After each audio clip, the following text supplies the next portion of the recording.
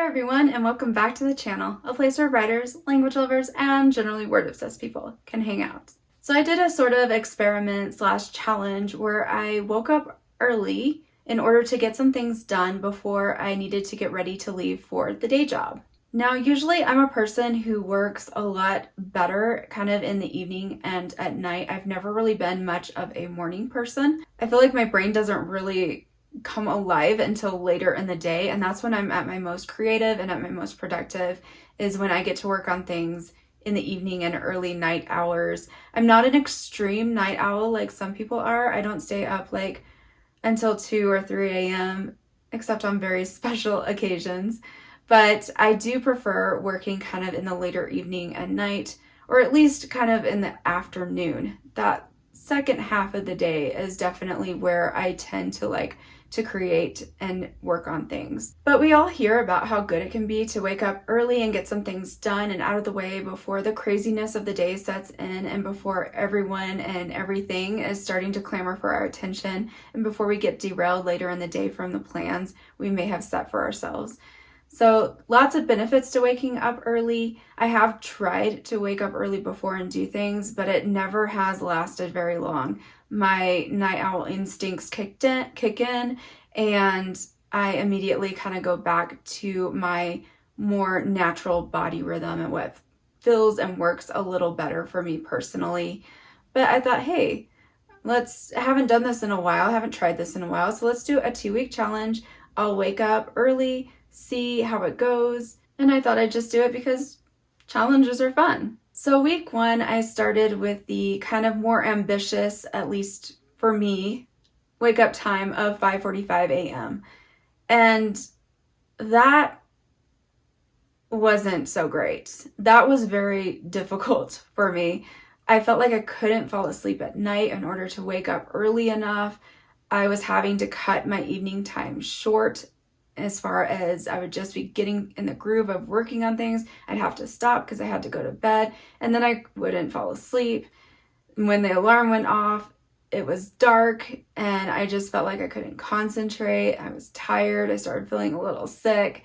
It was just, by the time the week was done, I was very ready for the weekend when I would not have to wake up so early. It was hard for me to even maintain the 5:45, and towards the end of the week, I found myself waking up more like 6 o'clock, and one day I think it was even 6:15, because it was just very hard for me to maintain that. But then in the second week, I went ahead and changed that wake up time to be about 6:15 or 6:30, and that's where I saw a major difference. I was sleeping easier, waking up easier, and just enjoying myself more overall, and really starting to actually enjoy the challenge more. And I found that I was much, much happier. Still not completely happy because it's earlier than I wanted to get up, but much happier. I was still getting between an hour and a half of extra time to work on things before I needed to actually get ready to go to work. Now that I have completely finished the challenge, here are a few things that I have learned.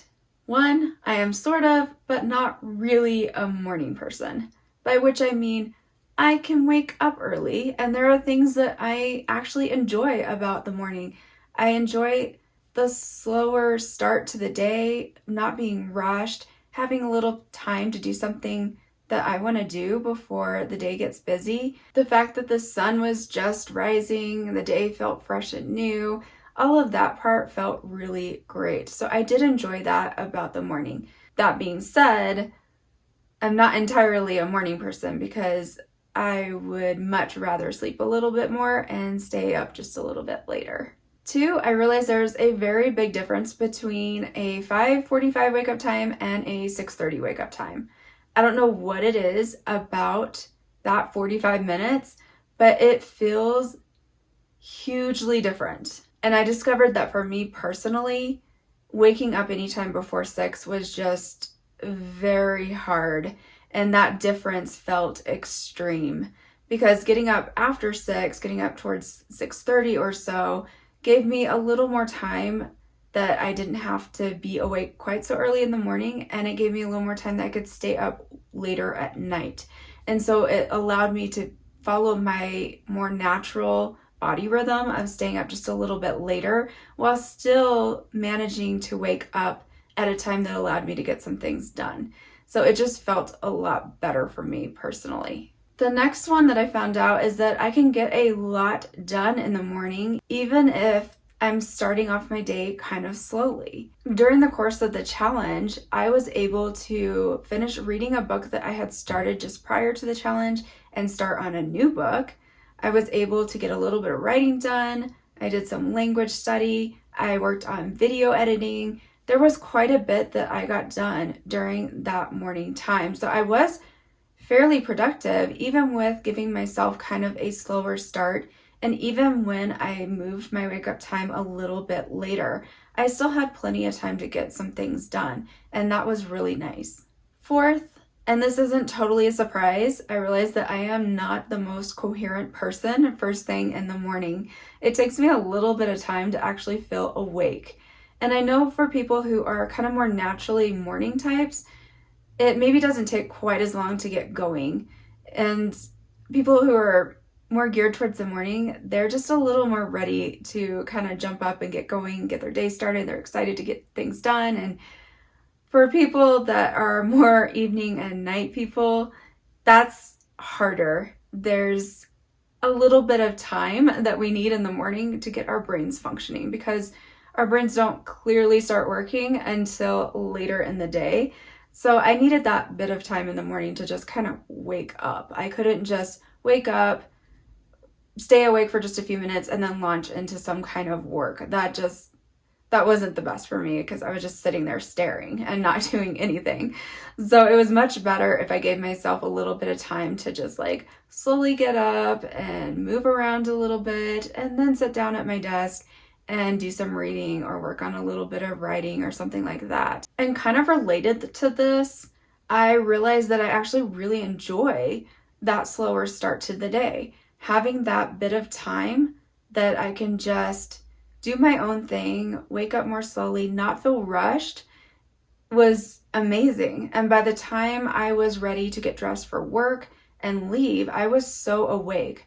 Normally, I'm still feeling kind of tired and not fully with it by the time I get to work. But when I was waking up, at the time I was waking up, by the time I got to work, it was like I was wide awake and kind of ready to go. I still functioned best overall, kind of in the second half of the day once afternoon hit. But I did see a substantial difference in how my morning kind of unfolded versus when I would be just waking up just in time to get dressed and get out the door. So the big question is, will I continue waking up earlier like this and doing some things before getting ready for work?